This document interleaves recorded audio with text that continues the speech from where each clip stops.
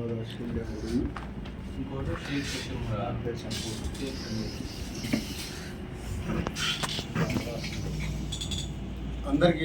నమస్కారం.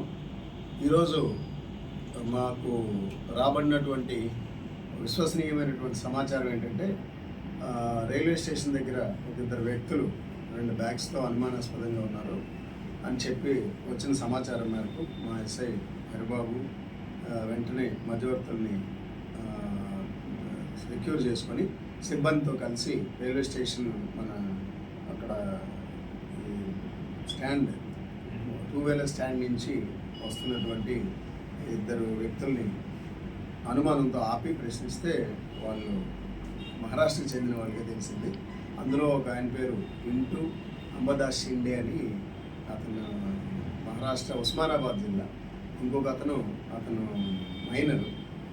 వీళ్ళిద్దరూ దగ్గర 2 బ్యాగ్స్తో ఉన్నారు. ఆ 2 బ్యాగ్స్ ఏంటి, ఎక్కడి నుంచి వస్తున్నారు ఏంటి అనేటప్పటికీ ముందు సరైనటువంటి సమాధానం చెప్పలేదు. తర్వాత వాళ్ళంతటి వాళ్ళే చెప్పడం జరిగింది. వారి దగ్గర ఈ 4 గాంజా ప్యాకెట్లు దొరికాయి, మొత్తం 8 కేజీలు.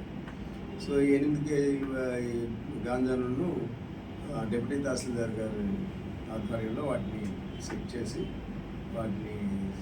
వాళ్ళ దగ్గర సీజ్ చేయడం జరిగింది. ఈ 8 కేజీలు వీళ్ళకి ఒక ఒరిస్సా నుంచి ఒక వ్యక్తి తీసుకొచ్చి అప్పచెప్పాడని చెప్తున్నారు. అతన్ని ఇంకా పట్టుకోవాల్సి ఉంది. వీళ్ళకి కూడా గాంజా తాగే అలవాటు ఉంది. వీళ్ళు ఇక్కడ నుండి తీసుకెళ్ళి కేజీ సుమారు 5 నుంచి 10,000 రూపాయల దాకా అక్కడ చిన్న చిన్న ప్యాకెట్లు చేసి అమ్ముకుంటారు. వీళ్ళు తాగడానికి కూడా వీళ్ళకి ఉపయోగపడుతుంది అనమాట. సో ఇది ఒరిస్సా నుంచి వీళ్ళకి తీసుకొచ్చి అప్పచెప్పారు. వీళ్ళు ఇక్కడి నుంచి ఏదో కోనార్క్ ఎక్స్ప్రెస్లోనే దేంట్లోనే వీళ్ళు వెళ్ళటానికి అని చెప్పి టిఫిన్ చేద్దామని వచ్చినప్పుడు వీళ్ళు మనకు పట్టుబడ్డారు. సో